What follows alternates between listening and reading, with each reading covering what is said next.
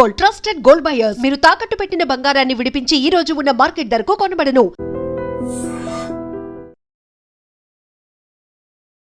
అయితే నాకు ఒక చిన్న ఇన్ఫర్మేషన్ తెలిసింది మ్యాడ్కి సంబంధించిన ఇదే. మీ యాక్టింగ్ చూసిన తర్వాత జూనియర్ ఎన్టీఆర్ గారు చాలా స్పెషల్గా మిమ్మల్ని. అవును సార్, అది కూడా నాకు నిజంగానే కొంతమంది మనుషులు మాట్లాడితే మనసు విప్పి మాట్లాడితే అది ఒక మంచి భగవద్ అనుగ్రహం అనిపిస్తుంది నాకు. ఎన్టీఆర్ గారు కూడా అదే మాట అన్నారు. ఒక్కసారి అది చెప్పండి సార్, ఏం జరిగింది అసలు? నేను లేను సీన్లో. మీ గురించి చెప్పడం అంట అంటే ఆయన స్పీచ్, ఆయన స్పందన తెలియజేస్తూ సీన్ గురించి, వాళ్ళ బావమరిది గురించి, హీరో గురించి, ఇంకా మిగతా హీరోల గురించి మాట్లాడుతూ ముఖ్యంగా ఈ సినిమాలో చెప్పాల్సింది ఏంటంటే అది ఫాదర్ క్యారెక్టర్ వేసిన ఆయన పేరు గుర్తు రాలేదు. ఫాదర్ క్యారెక్టర్ వేసిన మురళీధర్ గౌడ్ గారు మీరు ఇచ్చిన కంట్రిబ్యూషన్ చాలా గొప్పదండి ఈ సినిమాకి. మీరు చాలా చెప్పారు. అది నాకు చాలామంది ఫోన్లు చేసి చెప్పేంత వరకు నాకు తెలియదు. ఆ తర్వాత చూశాను. ఆయనకు నా ధన్యవాదాలు. ఎప్పుడైనా కలిసారా? అదే మీతో వచ్చిన సమస్య అదే కదా.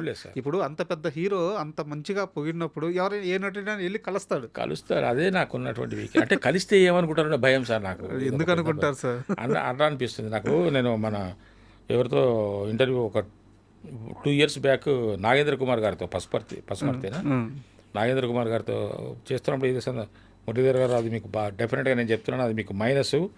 మీరు ఖాళీగా ఉన్నప్పుడు ప్రతి ఆఫీస్కి వెళ్ళండి, అందరినీ కలవండి, జస్ట్ వెళ్ళి హలో చెప్పినండి, మీకు ఉన్న తప్పేమిటి, మీరు వెళ్ళి రావాలండి, అది లేకుంటే మీకు నష్టం అండి అన్నాడు ఆయన పాపం ప్రేమతో.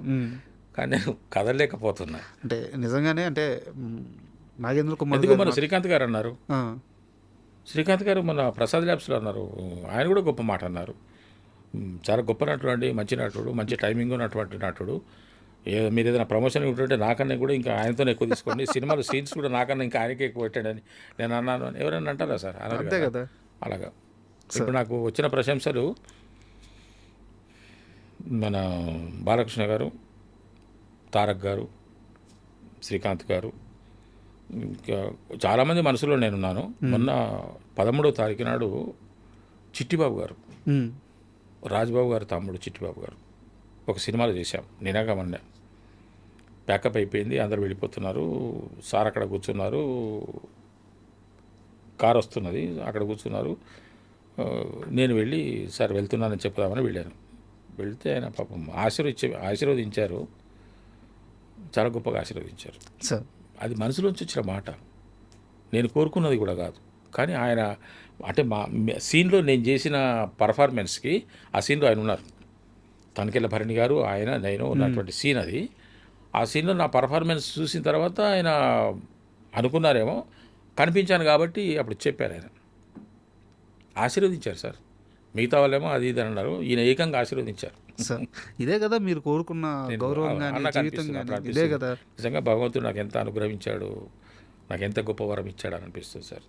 పెద్దవాళ్ళు వీళ్ళందరికన్నా ముందు, అంటే నేను వీళ్ళందరికన్నా ముందని ఎందుకు అనాల్సి వస్తుందంటే, వేషాల కోసం వెతుకుంటున్న పరిస్థితుల్లో నాకు వినవయ్య రామయ్య అనేటువంటి సినిమాలో, సింధురపుర కృష్ణారెడ్డి గారి సినిమాలో నేను ప్రకాష్ రాజ్ గారి పక్కన క్యారెక్టర్ నాది. ఆ సీన్ అయిపోయిన తర్వాత ఆ సీన్లో రమాప్రభ గారు ఉన్నారు, తులసి గారు ఉన్నారు, రామరాజు గారు ఉన్నారు, హీరో గారు ఉన్నారు, హీరోయిన్ గారు ఉన్నారు.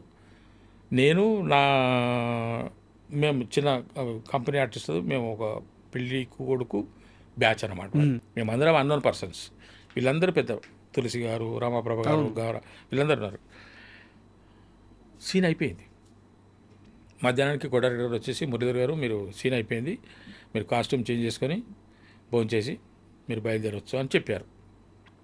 అప్పుడు నేను కాస్ట్యూమ్ చేంజ్ చేసి, అంతకుముందు దోవతి, ఈ లాల్చి పైన కండువ, పెళ్ళికి చూపులకు వెళ్తాం కదా, అది వేసుకొని ఉన్న నేను, సరే సార్ చెప్పారు కదా అని చెప్పేసి డ్రెస్ చేంజ్ చేసేసుకొని ప్యాంట్ షర్ట్ వేసేసుకొని భోజనం చేసేసి, ఇంకా మా లగేజ్, నా బ్యాగ్ ఉంటుంది కదా, బ్యాగ్ తీసుకొని పోదామని అది శంషాబాద్ దగ్గర తీశారు.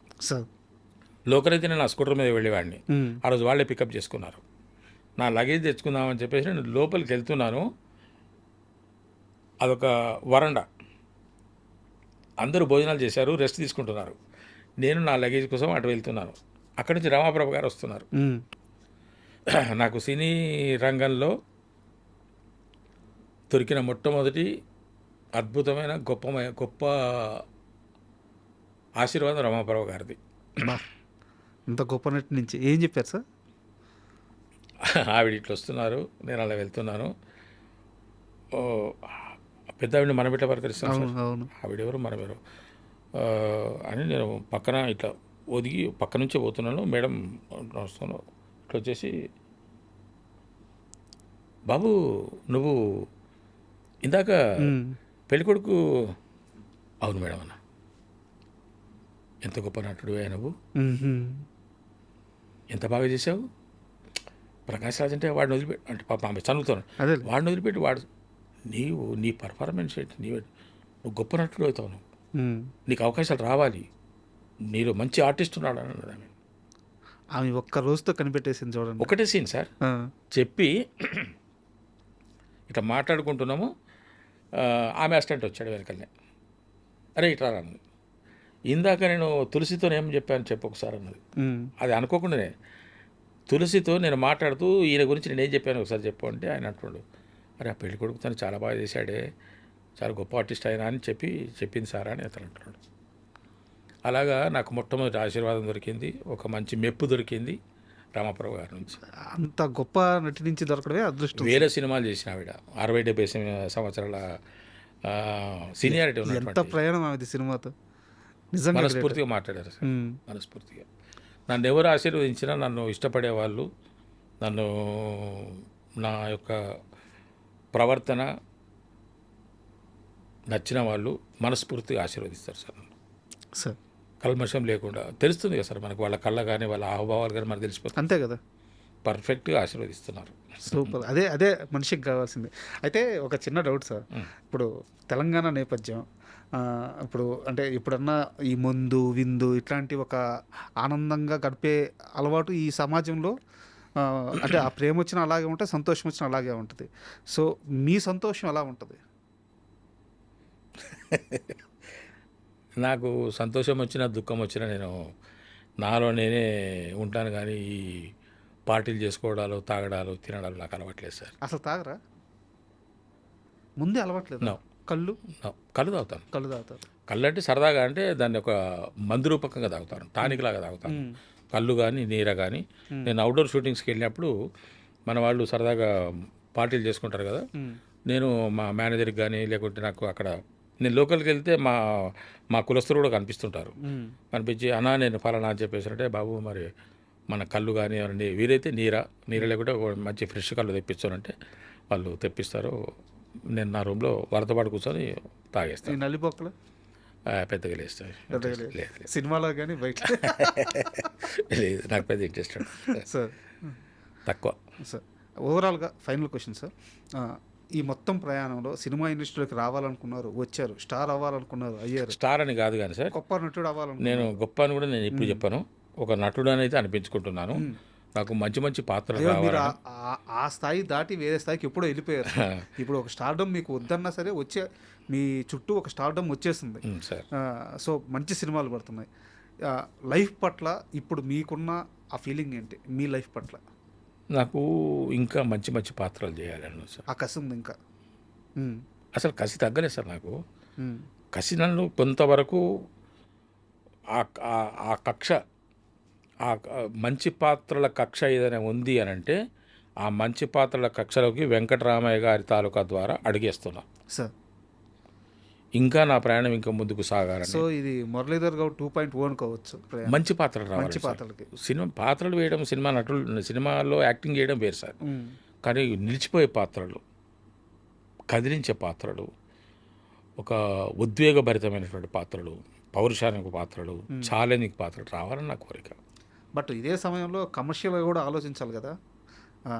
సో ఇప్పుడు మీకు కమర్షియల్ సినిమాలో ఉంటాయి కదా సార్, ఈ కమర్షియల్ సినిమాలు కాదు నేను అడుగుతుంది, సార్. పేమెంట్స్ గురించి అడుగుతుంది. సార్ పేమెంట్స్ విషయంలో మనస్ఫూర్తిగా హ్యాపీగా ఉన్నారా? అంటే రావాల్సినంత రావట్లేదు, ఇవ్వాల్సినంత ఇవ్వట్లేదు. ఇంకా వాళ్ళు అడగాల్సినంత కూడా అడగట్లేదు అంటగా. ఇంకా ఏం చేస్తాం సార్, ఇప్పుడు నా దగ్గరికి వస్తున్న వాళ్ళు ఆ బడ్జెట్లు లేరు. వాళ్ళు ఏదో పాపం ఒక సినిమా తీయాలనే తపన, నాకున్న తపననే వాళ్ళకున్నది. నాకు ఒక మంచి పాత్ర పోషించాలనే తపన నాకు ఎలాగ ఉందో, ఒక సినిమా తీయాలనే తపన ఒక దర్శకుడికో, ఒక రైటర్కో, ఒక ప్రొడ్యూసర్ గారికో ఎవరికో ఉంటున్నది. ఇక దాన్ని బట్టి వాళ్ళు సార్ మీరు మిమ్మల్ని నమ్ముకున్నాం సార్, మీరే రాసుకున్నాం సార్, మీరు చేయాలి సార్ అంటే, కాదమ్మా మరి మీరు మరీ ఇంత అంటే ఎట్లా అని చెప్పేసి అంటుంటే ఇక చూడండి సార్ అంటారు. అదే నాకు తెలిసింది ఏంటంటే ఒక్క రోజుకి ఇంచుమించు ₹1,00,000 దాకా తీసుకున్న మురళీధర్ గౌడ్ మళ్ళీ సైమల్టేనియస్గా అదే సమయంలో వేరే సినిమాలకి వాళ్ళకి దగ్గర బడ్జెట్ లేవనో, చిన్న సినిమాలను దాంట్లో చాలా తక్కువ పర్సంటేజ్ అంటే ఆల్మోస్ట్ హాఫ్ కూడా తగ్గించేసుకొని సినిమాలు చేసిన రోజులు కూడా ఉన్నాయని చెప్పి తెలిసింది. అంటే నిజమే కదా. అట్లా ఏమో సార్, ఇక కమర్షియల్ గురించి మనం బయట చెప్పడం కరెక్ట్ కాదు sir.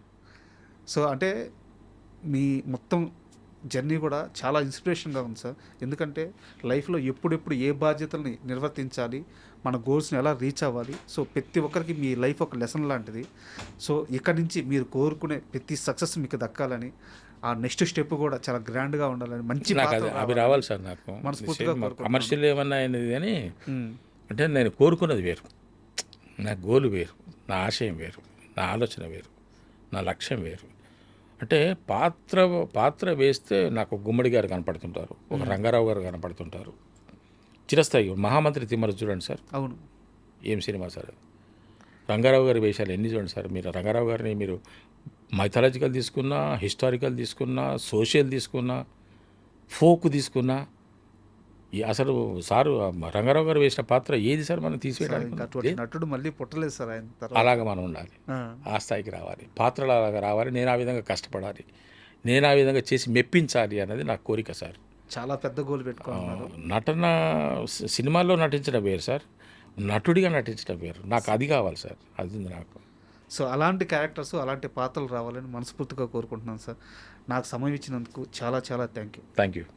And for more videos, Please subscribe to iDream channel. Subscribe to iDream Media. Please subscribe to iDream. Please subscribe to iDream. Please subscribe iDream. And please subscribe to iDream. For more videos, subscribe to iDream. please like, share and subscribe to the channel. Congratulations, iDream. Subscribe to iDream. Subscribe to iDream. So subscribe to iDream Media. iDream team అందరికి huge congratulations. Please subscribe iDream Media. Please subscribe to iDream. Subscribe iDream. Please subscribe to iDream. iDream అంటే నా కళల channel subscribe చేసుకున్న నోరు తిరుగుతలేదు, మీరైతే గంట గుర్తు కొట్టండి. For more such videos, please subscribe to iDream. Subscribe to iDream. Please subscribe to iDream. Please subscribe iDream Media. Please do subscribe to iDream. Please subscribe to iDream Media. For best entertainment and information, please subscribe iDream. And don't forget to subscribe to iDream.